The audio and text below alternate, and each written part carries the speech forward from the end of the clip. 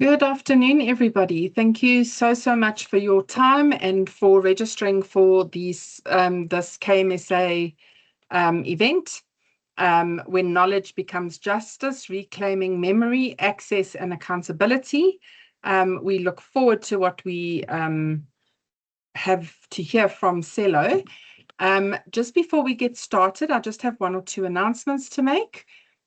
I would like to remind you about the KMSA Imbizo, which is being held 26th to 28th of August in George. Help us celebrate our 10-year anniversary. KMSA is very proud of that fact. Registration is open and early bird registration closes on the 15th of June.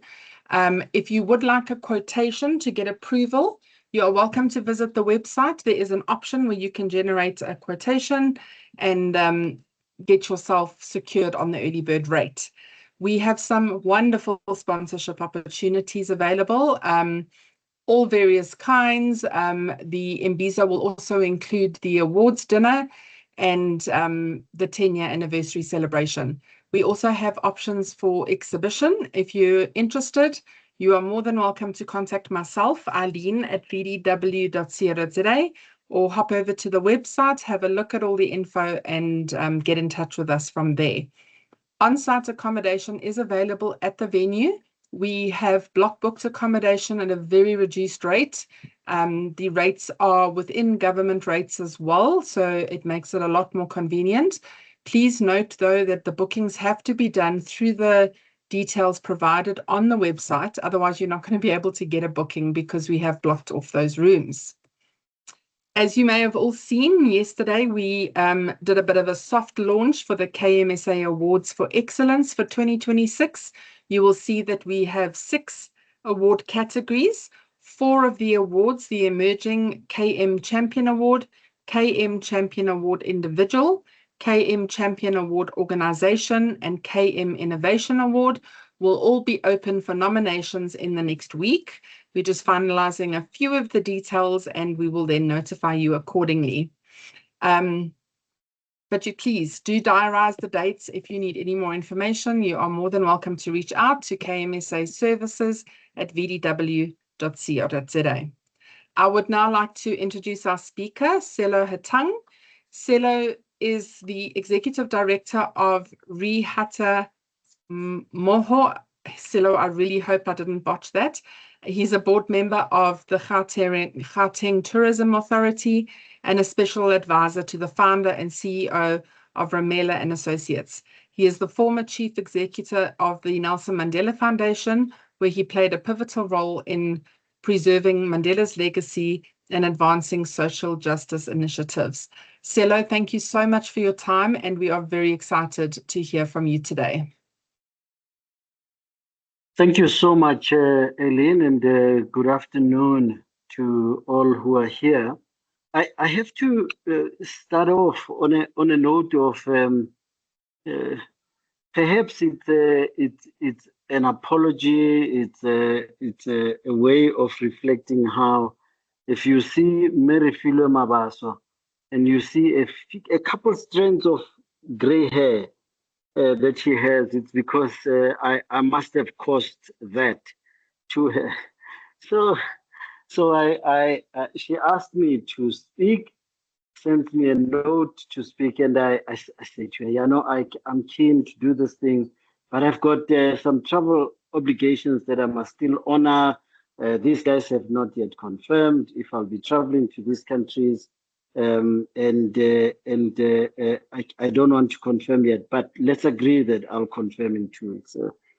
So after 2 weeks, before the end of 2 weeks, she's already on my case. Are you still gonna do this? Yeah. I'm keen. And then she realized she's not getting anywhere. She then put a friend on me. You know, when people know your friends, that's when you are in trouble, because then she put a friend on me and said, "Here's Guak." So it was, I had to say yes. So those people that I was traveling to, I had to tell them, you're going to have to take later dates, because Me Refile has now taken those dates. The second thing, Eileen, don't worry about butchering my company's name, and because I'm now used to not only that, but that my name gets butchered a lot. So I'm glad that with my name you got it right. So for that you get a pass.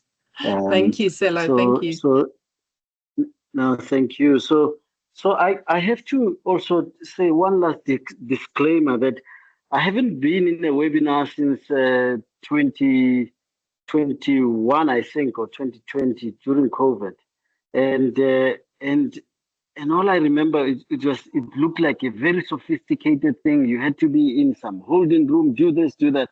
I see today is not really that. It's just normal platforms that we do.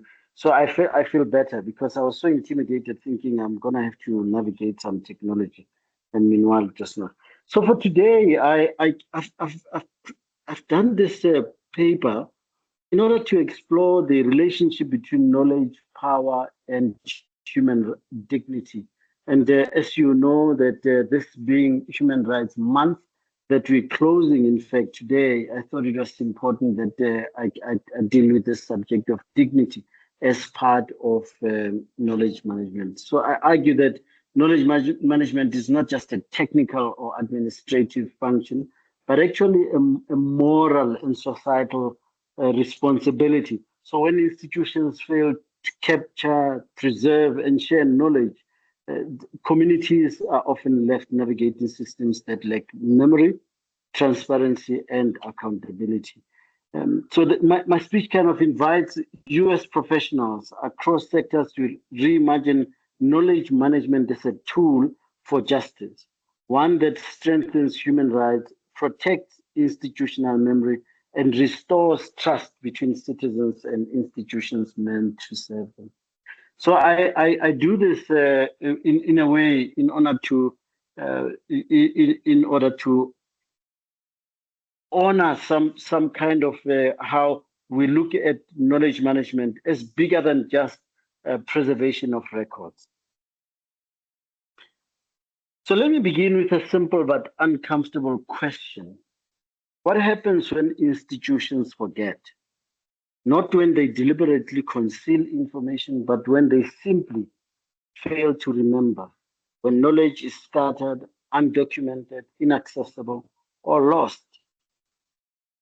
When knowledge fails people, the consequences are really abstract. They show up in delayed services, broken systems, policy reversals, institutional confusion, and ultimately human suffering. As I've often said in seminars like this, the knowledge that is locked away becomes power denied to the people. So I want to repeat that knowledge that is locked away becomes power denied to the people. And perhaps more importantly, when institutions forget, it is ordinary citizens who pay the price. Philosopher Francis Bacon once wrote, knowledge itself is power. But the truth is more complicated. Knowledge is power only when it is accessible. When knowledge is hidden, fragmented, or forgotten, it becomes something else entirely. It becomes a barrier to justice. In this paper, there are 7 points of inquiry that I'd like to invite you to join me to explore. The first one is knowledge as a human right. At its heart, human rights project is about dignity. It is about recognizing that every human being deserves the conditions necessary to live a meaningful life. One of those conditions is access to knowledge. Knowledge allows citizens to make informed decisions. Knowledge enables accountability. Knowledge empowers participation. Without knowledge, democracy becomes fragile. The Brazilian educator Paulo Freire, whose work shaped global thinking on education and liberation, reminded us that education does not change the world. Education changes people. People change the world. Let me just, for emphasis, say that again, just so that you. So education does not change the world necessarily. So we tend to think education changes the world, but education actually changes people, and people then change the world. In many ways, knowledge management performs a similar function. It shapes how knowledge flows through institutions and into society. The struggle for human rights throughout history has always been connected to the struggle for knowledge. Think of the students of 1976 who resisted an education system designed to limit their intellectual horizon. Think of the activists who documented injustice so that it could never be denied. Their fight was not only about political freedom, it was about the right to know and the right to learn. Remember, the struggle for knowledge is always a struggle for dignity. The second point of inquiry is the cost of institutional amnesia. Institutional memory is one of the most underestimated assets in any institution, rather. When knowledge is lost, organizations begin to repeat their own mistakes. Policies are redesigned without reference to lessons learned. Leadership transitions erase valuable insights that we should have. So we begin to behave like how politicians behave when the next politician comes in. They just erase everything about their predecessor and they start again. Decisions are then made not on the basis of accumulated wisdom, but on fragmented information. I call this institutional amnesia. And institutional amnesia is expensive, not only financially, but socially. The historian Yuval Noah Harari once observed that history is not the study of the past, it is the study of change. But when institutions fail to capture knowledge, they lose their ability to learn from that change. Consider what happens when records disappear in public institutions. Housing applications vanish, land claims stall, medical histories become incomplete, and service delivery collapses. I remember once going to one office and I see one of the officials is here, so I won't name it. But I visited this organization institution because they had asked me to speak, and when I found the state of the records in that organization so bad that I couldn't believe that they were even using um, what do they call them, the public works program, that the PWP workers, and all they could do was just basically to throw files without a sense of what's on there. And when I spoke to a couple of them, they couldn't read even. And you then wonder to what extent those records are going to be of any meaning at all. The other example that I would like to give you is when I went to the court, one of the courts in Pretoria. I couldn't believe that the roof was leaking and it had been leaking for months. This is 2023 or 4. I'm not talking about something that happened in 1976. I'm talking about what happened just a year or two ago, and and how, in my expression of horror, the judge who was taking me through this, he said, "We've been trying to fix this roof, and it's clear that Public Works is not coming on board to fix it." And by the time they managed, because I followed up after a few months, and they had fixed the roof. You can imagine how much damage had been caused. Now, it tells you that many people's rights were then trampled upon. But when institutions fail to capture knowledge, they lose their ability to learn from that change, as I said. Consider what happens when records disappear in public institutions. As I said, a lot can go wrong. Behind every missing document is a human story. Behind every lost data set is a delayed opportunity, which is why we must declare as knowledge management, as knowledge management professionals rather, that a society that does not manage its knowledge will eventually mismanage its future. We have to declare that as knowledge professionals. The third point of inquiry is information asymmetry and power. One of the most powerful dynamics in any society is information asymmetry. This occurs when some actors possess knowledge that others do not. When information is unevenly distributed, power becomes unevenly distributed. Those who know more influence, who know more influence outcomes. Those who know less must rely on trust, sometimes blindly. The sociologist Michel Foucault captured this relationship when he wrote, "Knowledge is not simply power, it is the very structure through which power operates." Close quote. In other words, knowledge does not simply inform decisions, it shapes what gets made to make those decisions.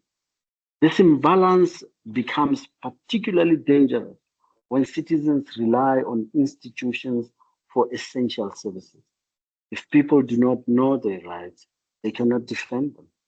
If communities do not understand decision-making processes, they cannot challenge them. Transparency, therefore, becomes essential. As I often remind myself that transparency is not about exposing institutions, it's about empowering citizens. And until we understand that when transparency is being called out, it's not for one to then be exposing the institution. You saw how I even sanctioned myself from naming an institution because I don't want to be that transparent in case I cause harm unintendedly. Knowledge management systems must therefore be designed not only to preserve information, but to democratize access to it. The fourth area of inquiry is knowledge management as ethical leadership.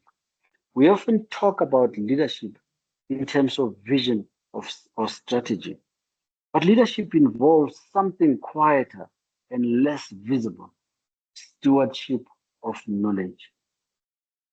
Leaders are temporary custodians of institutions. Their responsibility is not only to make decisions, but to ensure that knowledge survives their tenure. Too many leaders treat knowledge as personal capital rather than institutional heritage. This is an important point because most of us think by possessing knowledge, we then have this capital, social capital that we use for personal benefit rather than institutional heritage. When they leave, the knowledge they possess lives with them. We enjoy this thing of being called the expert. We enjoy the sense of importance that comes with being the only one who knows that. And of course, institutions then suffer. True leadership understands something deeper.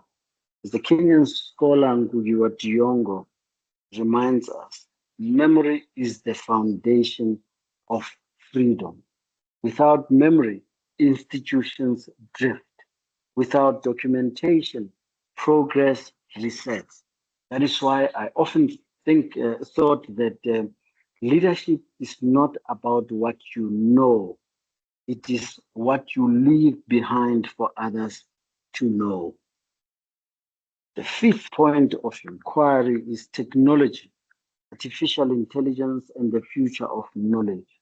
We live in a time where technology dramatically expands our ability to collect, analyze, and share information.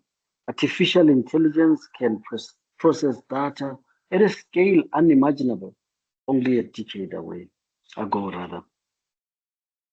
But technology alone will not solve the knowledge challenge. Physicist Albert Einstein once warned that it has become appallingly obvious that our technology has exceeded our humanity. Close quote. Technology without ethics can deepen inequalities. The real question is not how much knowledge we generate, but who has access to it and how it is used. The future of knowledge management must combine technological innovation with human-centered values. As I often remind audiences like yourselves, that technology can store knowledge, but only values can ensure it serves humanity. The sixth point of inquiry that I'd like to use is building a culture of knowledge. One of the greatest lessons in knowledge management is that systems alone are not enough. You can build sophisticated platforms and repositories, but if people do not believe in sharing knowledge, those systems remain empty. Knowledge management requires culture change. It requires organizations to reward documentation, collaboration, and learning. The management thinker, Peter Drucker, famously said, culture eats strategy for breakfast. We say this quite often. But if organizations do not build cultures that value knowledge sharing, even the best strategies will fail. Which is why I often say to audiences like yourselves that knowledge grows when it is shared and it disappears when it is guarded. In other words, we should guard against being the gatekeepers of knowledge, but actually we should be sharing it more. And this reminds me of the work that we did many years ago when we were trying to liberalize access to information. And I remember that one of the struggles that we had in order to test the bounds of the Promotion of Access to Information Act, we needed to go to court for us to be able to have access to records that should have legitimately been out in the public. I'm reminded of one instance, for example, where I was at SAHA at the time, South African History Archive at WITS.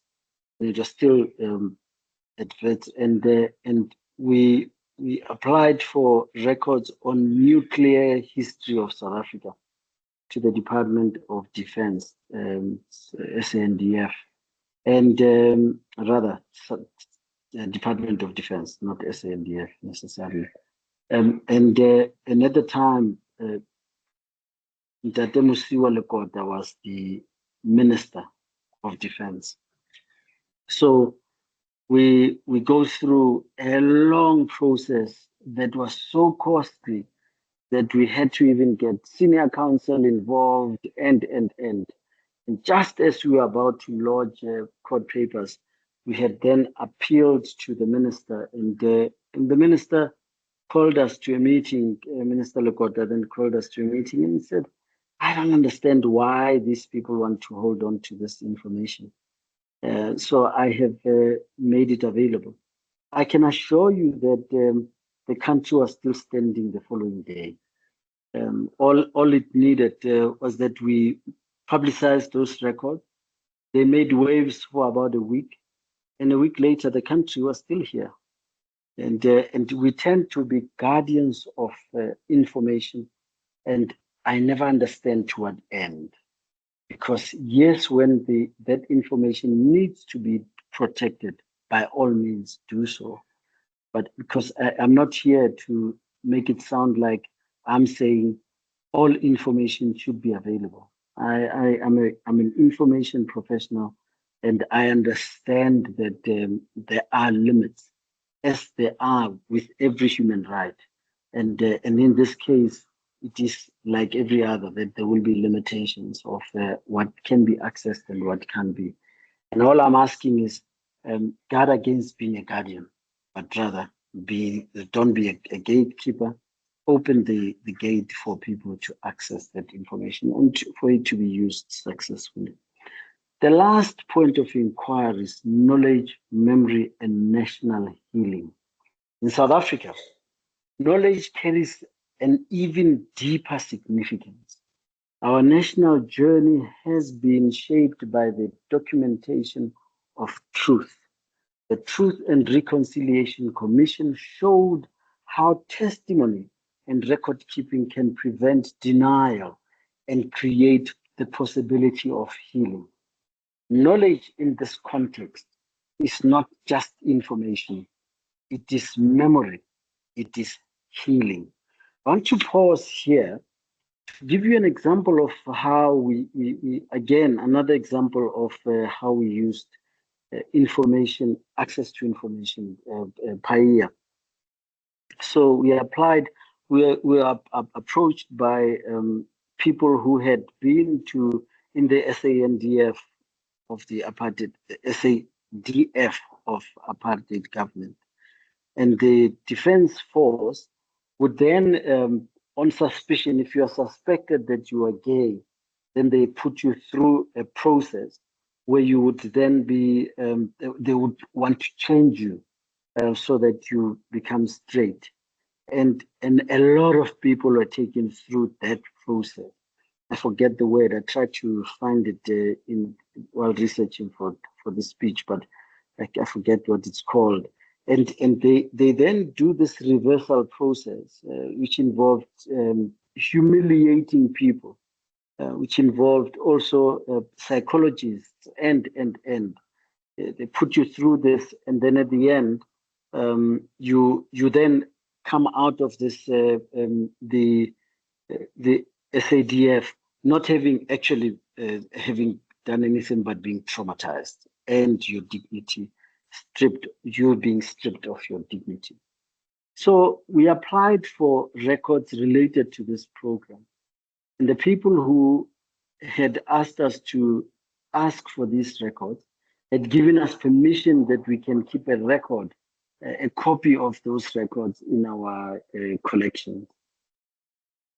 But what happened next drives this point home that knowledge in this context is not just information, it is memory and it is healing. Because what then happened afterwards is that those people would then just look at we gave them the records first before we could make a copy.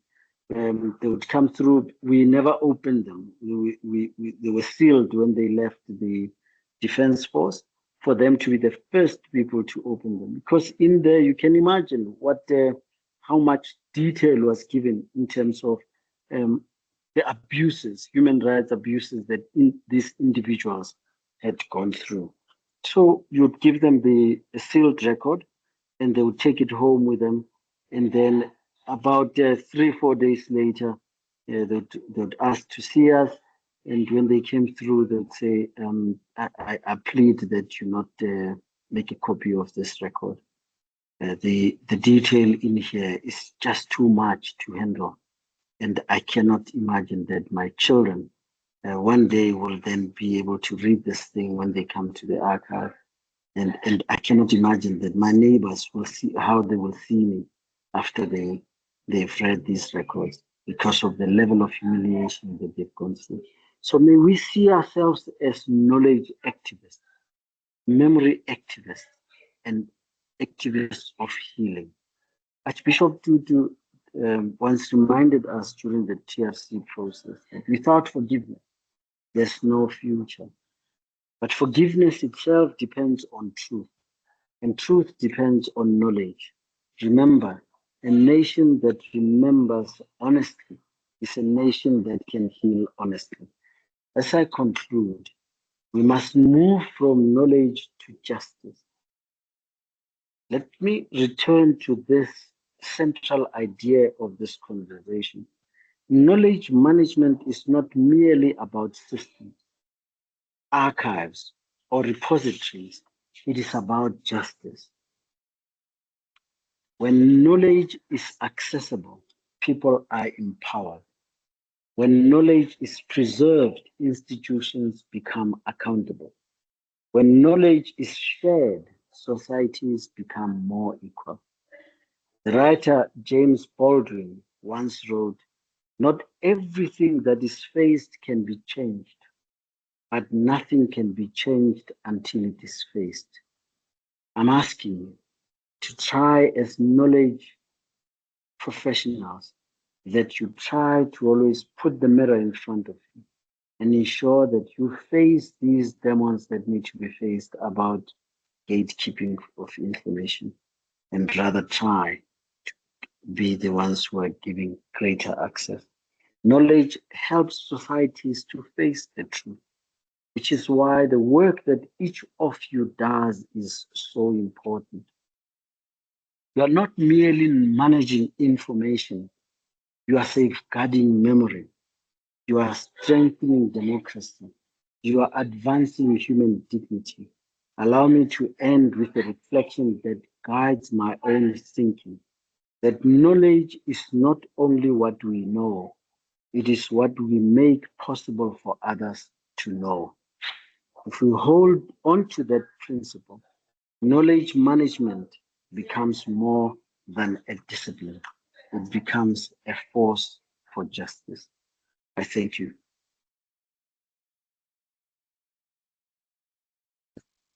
Cielo, thank you so, so much. Definitely a lot of food for thought there. Are there any questions or comments? You are welcome to raise your hand, unmute, ask your question, make your comment. I don't see anything in the chat, but if there is anybody, Refilwe, go ahead. I obviously wouldn't go without saying a word with Eileen. Thank you so much for the opportunity. And I must say, yes, I do have a number of gray hairs in Selo. So you owe me dye. You must go and buy some hair dye for me. Black like me, it will Yeah, be. black like me. But thank you so much for such an inspiration and inspiring, presentation. And I think it was deliberated that the topic for you was this, as you've just presented. I think what we had in mind was firstly where we are as a country, and especially being the month that we are celebrating human rights. And also because, as a knowledge management professionals, we see uh, knowledge management to be more around managing our knowledge from the institutions that we're employed and that we have to deliver on, and we seldom see it out of the box of being in the working place or so. And you've just nailed it by just showing us the importance and the value that we have in terms of contributing to this knowledge body, the knowledge society, which we normally talk about, but not seeing it as in an out of the office environment or work environment. But I just want to ask a question, and I must say, Selo, just on a lighter note, you've made my Sundays to be such a delight. I so much look forward to every Sunday with your Sunday show on Power FM. So please keep up the good work. Yeah, going back to my question. Yeah, you've said, and I think it comes as a default for us as knowledge management professionals, whereby we believe in safeguarding. It's on top of our list in terms of how we manage knowledge. It's all about safeguarding. It's all about harvesting. It's all about making sure that it is in the right repositories. We are gatekeepers, and we are trained to be gatekeepers. That's part of how we are skilled when we go to universities and all the courses that we go to become knowledge management practitioners or professionals. It's all about safeguarding. It's all about harvesting. It's all about making sure that it is accessible. But there's that but. which you are somehow, yes, you did mention that, yes, you acknowledge the issues around classification, you acknowledge the issues around accessibility, but how then do we strike a balance as knowledge management professionals in the safeguarding of knowledge, in the classification of knowledge, and in also empowering societies from the point of saying, you need, I like what you said in terms of saying, as a society, if we don't manage our knowledge, we are doomed not to have a future that is actually to inform where we go to as an organization. You said a society that fails to manage its knowledge systematically, it is inevitable to compromise its future, which is very much important. But we're still sitting with the safeguarding part of it, with the classifications part of it, with the making sure that, not even saying it should not be accessed by wrong people, while there is a human rights side of it. So if we can just perhaps give some kind of context of that balancing act of accessibility, of also being a gatekeeper as a professional, because that's what we are trained to be and what we are actually even accounted for. Because if should there be a court case, as a knowledge management professional, you are the one who will have to stand before the court to say, yes, I did do this, and yes, I did not do that. So there are those kind of issues that we now have to deal with in terms of permission, in terms of justice, in terms of making sure that we want to empower the societies, or we want to empower the communities that we work for, but on the other side, we need to make sure that we safeguard that and remain not to be gatekeepers, as sometimes being labeled to be. Thank you. Well, thank you very much. Consider that Black Like Me board, so that we deal with those strands of gray, which I take responsibility for. But I thought long and hard, by the way, after our conversation, and when I wrote this speech, I wrote it with a view that I not come across as being judgmental, but actually being understanding of where you are as knowledge professionals. And I hope I managed to strike the balance between cautioning and questioning. So caution how we do the work that we need to be doing, but questioning how we conclude the conclusions we come to sometimes. And in a similar vein, I gave you examples of how what could be considered ultra sensitive could prove itself to be the contrary. And I'm going to give you 3 examples of what I mean. So the balance, it is possible to strike a balance, but in some instances, it has become deeply part of us as knowledge professionals that we then just choose to become gatekeepers, even where institutions actually do allow us some leeway. And I'll give you a couple examples. So I gave you the example of gays in the military project that we did at VETS. And I said with that project that after we got access to that record, it was sealed by the department. So we became agents of access to information, but not the consumers of that information. So it was sealed. You give it to the person that it belongs to. And at the end of that, you have a situation where the person says, no, I thought I could give access to this record, but actually I can't. And some of them would be crying, sitting in front of us in the office, crying to say, I cannot believe that I had suppressed some of the things that had been done to me in the military. And today, reading this record, it then all came back and it told me the amount of trauma. That person deserves their dignity. They deserve the protections that the archivist, the knowledge manager needs to exercise in order to protect the dignity of that person.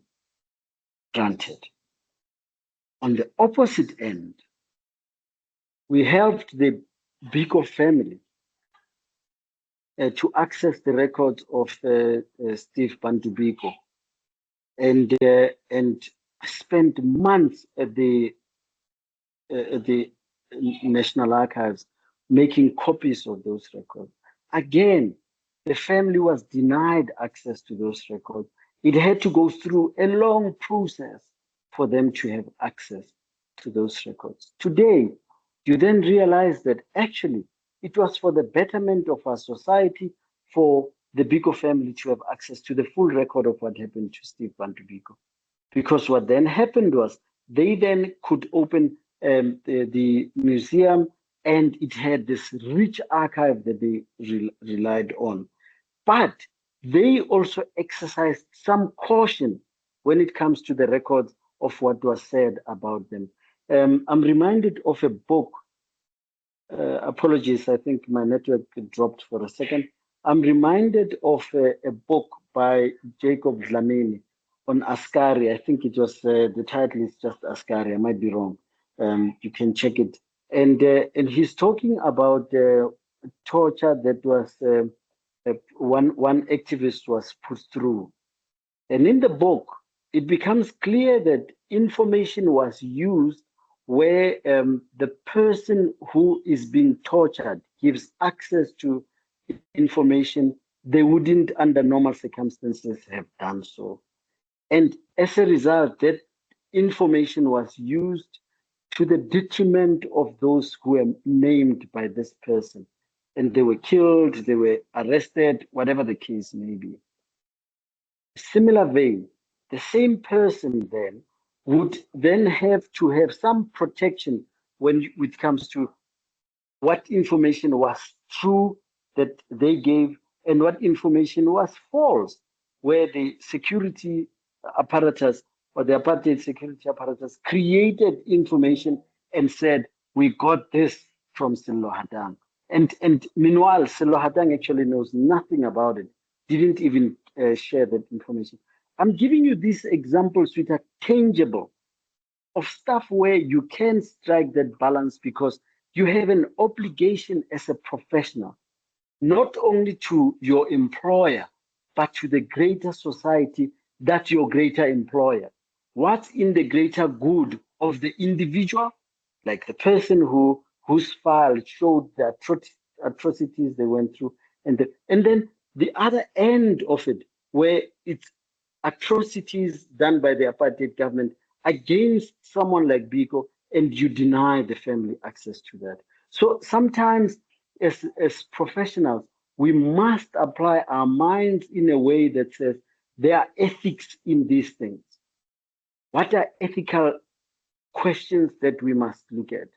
What do we need to be looking at to ensure that we respond in a way that's responsible, but in a way that also says we want you to know what happened.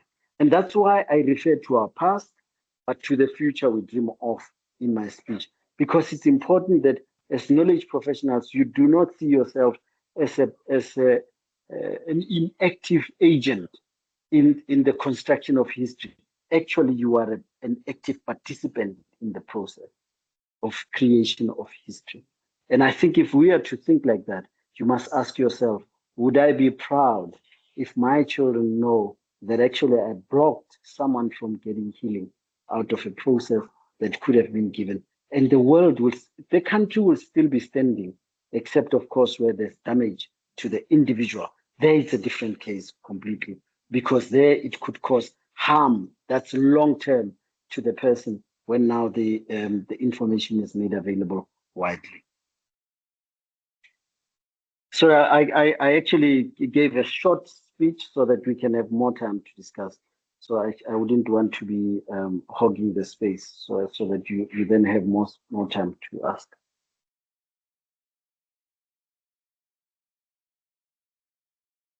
Are there any more questions, comments? I see Rita has posted, it was good to be reminded that our responsibility is about knowledge sharing, not only in terms of work, but also in terms of our broader culture and history. The more we know where we come from, the stronger we can reinforce the good and prevent the bad patterns from repeating. Are there any other comments or questions from the audience, you're welcome to just raise your hand. If I may, while waiting for questions, Please. I think Renata's point is important for us to actually make it a point of reflection. To what extent do we take on the responsibility of ensuring that we do not take decisions just based on emotion in some instances, and also who is asking for the information? I found the some of the knowledge professionals to then be looking at who is the one who's asking, and depending on who is asking, and this is something I can say, where we once took the Department of Justice to court, and it became apparent that in no time the judge realized, nah, actually, this is because the person who's asked for the information is cellular. Because I had prior knowledge that they had given access to a similar record to somebody else. And I think if we are trapped like that to who, we then are failing the ethical test. That ethical test that says, am I doing work fairly? Am I doing this work like that Lady Justice, that I'm blind to who, but actually I'm here to serve. And in that moment of service, make sure that you play your part in a way that's responsible and responsive to the needs of our nation at this moment, and also to the needs of our nation in future. We shouldn't be thinking of our work as today's work. And I urge you, colleagues, I urge you, please, don't think of your work as today's work. You are building cultures of the future.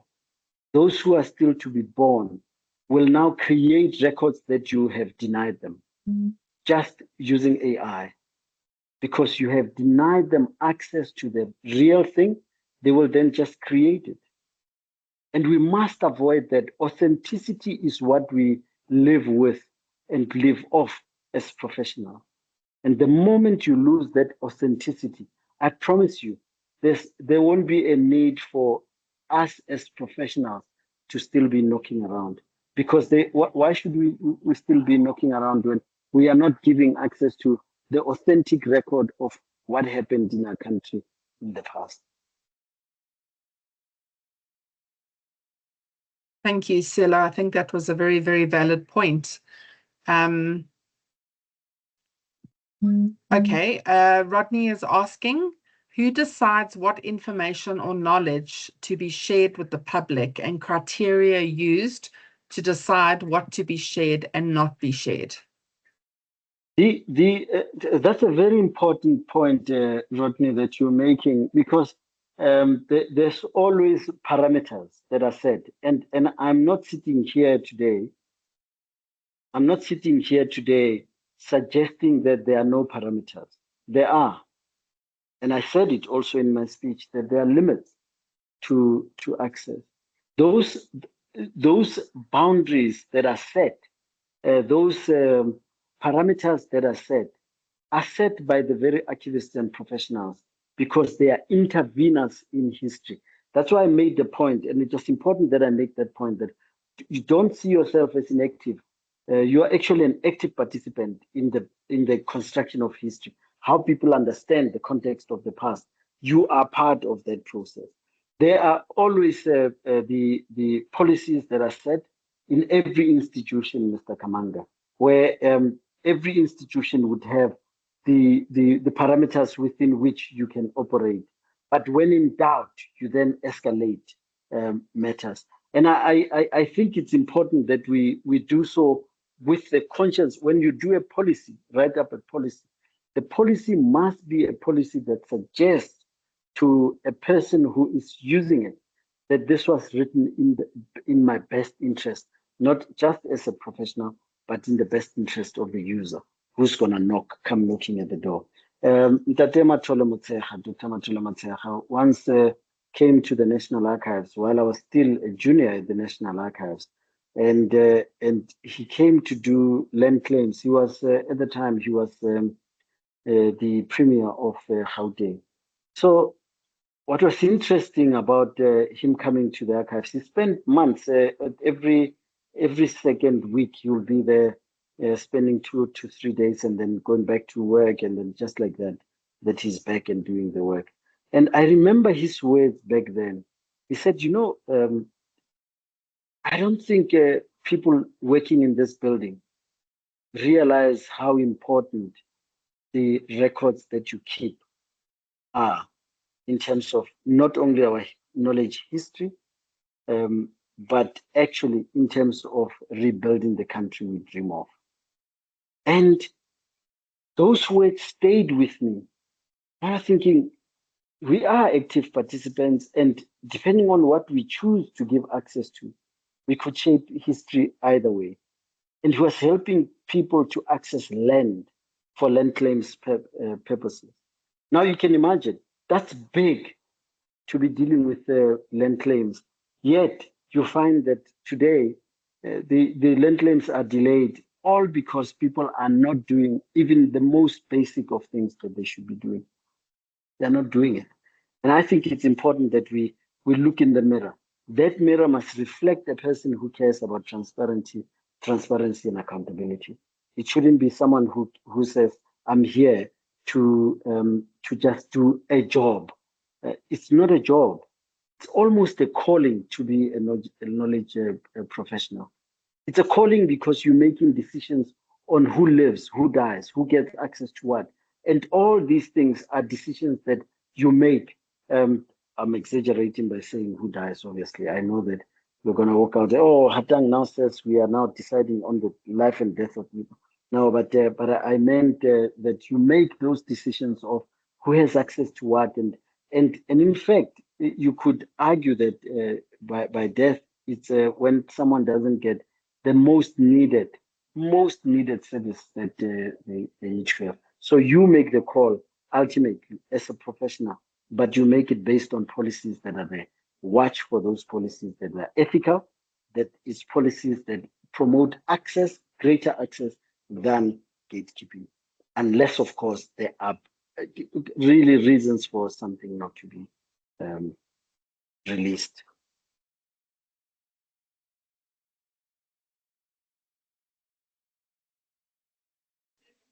I see Wisdom has made a comment. You've positioned knowledge as justice, and I find that compelling. From a national policy and governance perspective, what national steps do you believe information and knowledge management framework should take to actively resist the deliberation, manipulation, suppression, or destruction of information, particularly when those acts are used to engineer organizational or systematic, even social ills? I hope that all made sense to you. Oh man, Wisdom, this is it's a deep question that will need a bit more exploring. In fact, it's its own subject of discussion completely. 3 things as points of reflection on your question, and if I'm invited again, that would be a subject matter that needs to be dealt with on its own. So 3 things that I think would be important. Remember, I mentioned ethics, and I kept on mentioning ethics. Second one is a society that you are dreaming of building becomes critical when you make decisions on policy making. The third one, and we see it with the Auditor General, in a society where corruption thrives, you as a knowledge professional carry a duty, not just, that's why I'm saying it's like a calling to do the work that you're doing. You carry a duty to ensure that people have access to information in order for them to be empowered to access services that they need. So in a society like ours, and many on the continent, you'll find that records are actually used to the disadvantage of the people. I remember a case in point was in 1999 or 2000. Tanzania was applying for funding from the IMF. And the IMF make one provision that they made. Could have been, 1999, 2000. They said, we will give you access to this funding, but you have to give us access to your records. Today, you saw what the US is doing similarly, where in terms of access to health funding, you must give us access to your records of your patients. Now, if the West realizes the power of information, why don't we? Why don't we? It's as if we take the power we have at the time so lightly, and we do not care enough to know, actually, I am so powerful with the position I hold that I can give access to this record, not for the benefit of the IMF, but for the benefit of a citizen who's asking for access to land, who's asking for access to water, because most of our people are just looking at smallest things. They are not asking for a lot, and we make it too big a thing. So those three requirements are there. What kind of society do we want? Are we acting in an ethical way? And also, are we trying to be those activists who are helping society in a greater cause of how it imagines itself?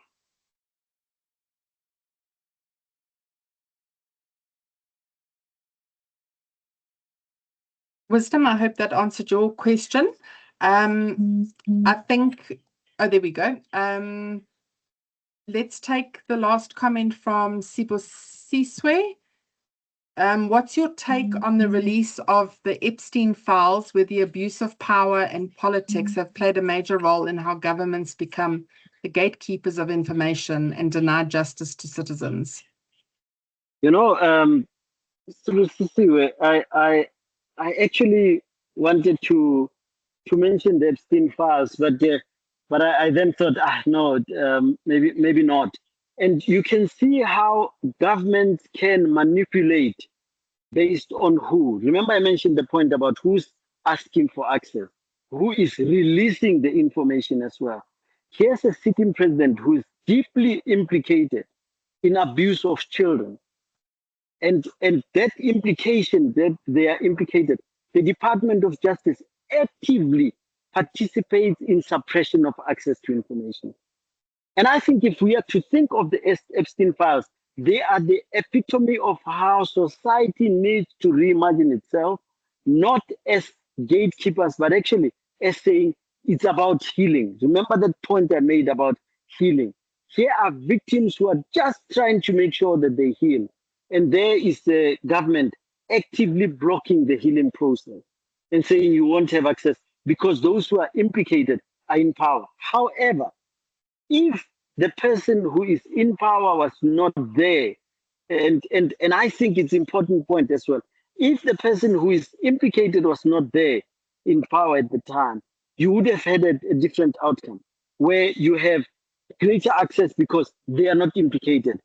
Go get them. Go get them.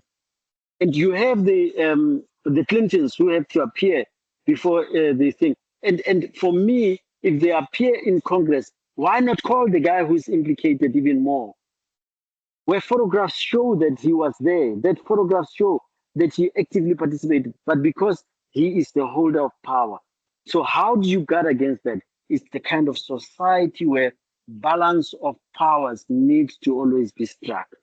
You cannot have an ANC government, for example, that decides on all facets of life of South Africans. And I'm giving this just as an example.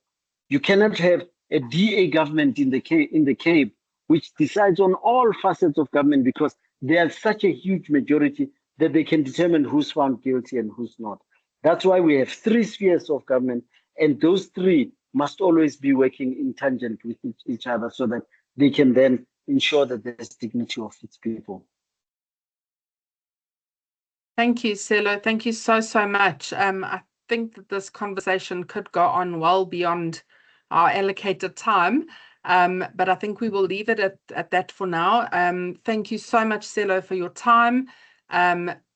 We apologize to Refilwe for the extra grey hairs, but it definitely was worth it at the end of the day. Thank you to all the attendees. We hope you found it of value. And please remember, keep an eye out for future events, as well as the Imbizo and the awards. Selo, have a wonderful afternoon, and thank you so much again for your time. Thank you, so much for the everybody. opportunity. Have a good one. Bye. You too. Bye. Thank you. Bye. Thank you so much. Bye. Thank you. Thank you. Thank you. Thanks, colleagues. Bye. Bye. Bye.